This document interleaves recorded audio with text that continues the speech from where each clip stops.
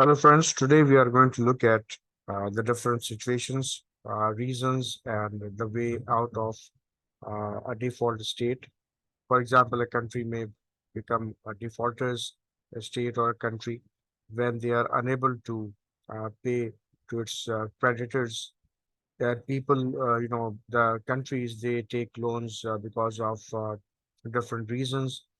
They cannot manage their expenditures, and because of that, they have to rely on foreign funding loans.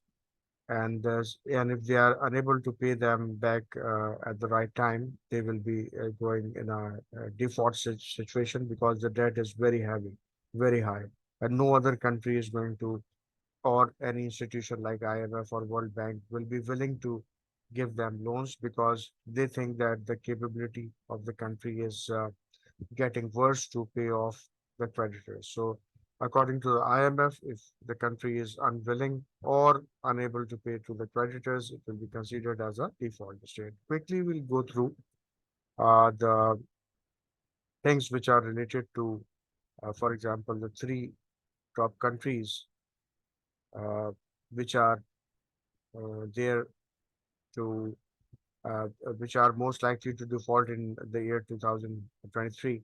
It will be Argentina and Ukraine, Tunisia, and unfortunately, our country, the country in which I live in, Pakistan, is also uh, having a high probability that are getting a default to be a defaulted state. What happens when a country becomes defaulted? Uh, Generally, what happens that in our daily life also, if you see that the people who are unable to pay back the loans to the creditors, basically they don't have a good positive reputation. So likewise, the countries which are unable to pay their debts, they will also lose that confidence and also lose the reputation among the creditors.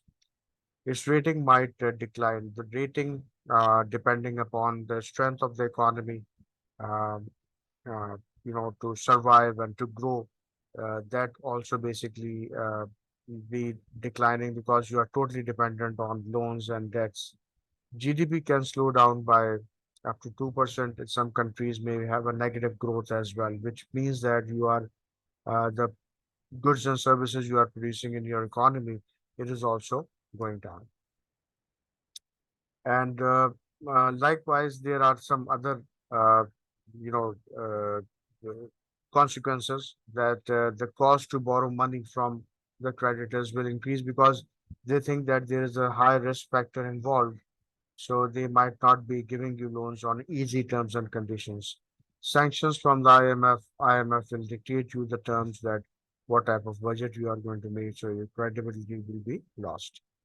Looking quickly at that, how we are going to get out of the situation, there are some steps which a country can take. For example, explore new minerals, natural resources, minimize wastages in the process of production or fund allocation, minimize mismanagement of funds and corruption among the officials.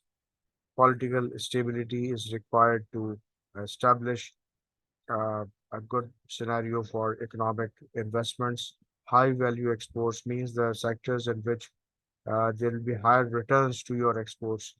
We have to develop our exports, which the economists use the term price inelastic products, where there is a high rate of demand. Even the prices are high, people will still buy your product. Look for new small markets for your exports. Sometimes the country is only focusing on the bigger markets, but not looking at the smaller markets, which are maybe the neighboring countries. Go for those countries and introduce your products for exports. Similarly, conserve water, which is a very important resource for the future.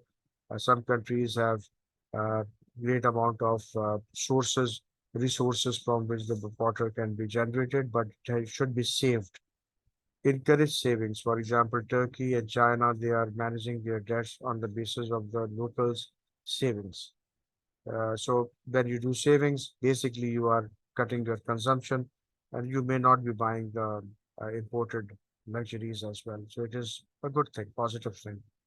Reduce interest rate if possible. If possible means that according to your situation, maybe there is a very high rate of inflation, you cannot do much about the interest rate.